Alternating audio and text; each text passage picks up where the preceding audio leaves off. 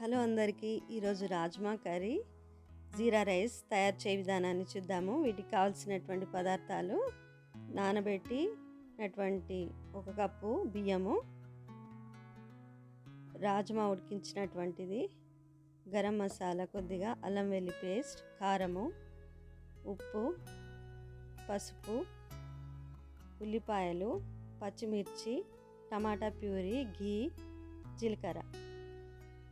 ముందుగా జీరా రైస్ని చేసుకుందామండి. స్టవ్ వెలిగించి కుక్కర్ పెట్టి 2 టేబుల్ స్పూన్ల వరకు ఘీని వేసుకోవాలి. వేడయ్యాక 2 టేబుల్ స్పూన్ల జీరా వేసి 2 పచ్చిమిరపకాయలు వేయాలి. వేసి దాంట్లో కావలసినంత నీళ్లు పోయాలి. తర్వాత నానబెట్టుకున్నటువంటి బియ్యాన్ని అందులో వేయాలి.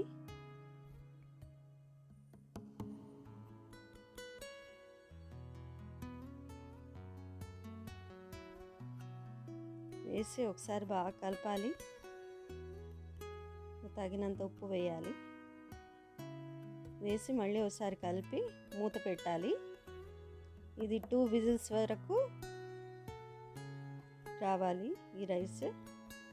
తర్వాత రాజ్మా కర్రీకి 2 టేబుల్ స్పూన్ల ఆయిల్ వేసి తరిగినటువంటి ఉల్లిపాయలు వేయాలి. వేసి ఒకసారి వేయించాలి. తర్వాత ఇందులో 2 పచ్చిమిరపకాయలు,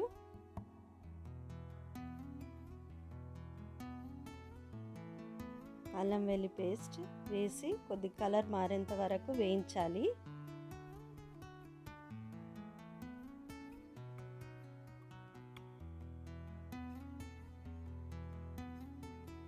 యాక్చువల్లీ ఇది జీరా రైస్తో పాటు ప్లెయిన్ అన్నము, చపాతీ, పూరీలోకి కూడా బాగుంటుంది.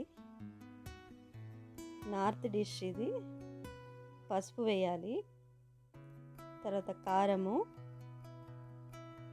ఉప్పు వేసి ఒకసారి కలపాలి.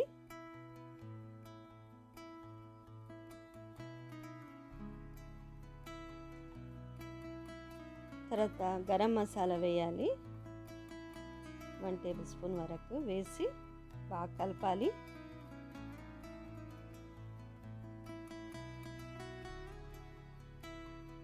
తర్వాత టమాటా ప్యూరీని వేయాలి. వేసి మళ్ళీ ఒకసారి కలపాలి.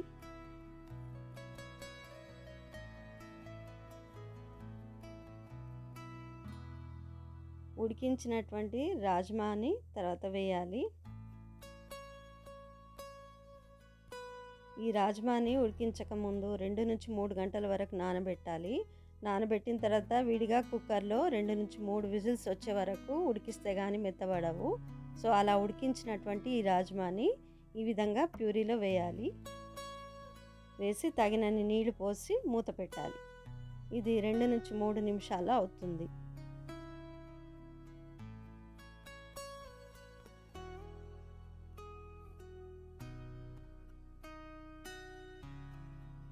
ఈ విధంగా ఉడికించినటువంటి కూరను ఒక బౌల్లోకి తీసుకోవాలి. తర్వాత కొత్తిమీరతో గార్నిష్ చేయాలి. జీరా రైస్ కూడా అయ్యింది.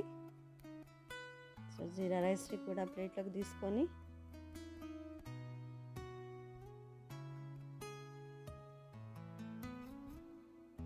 సర్వింగ్ చేసుకోవచ్చు.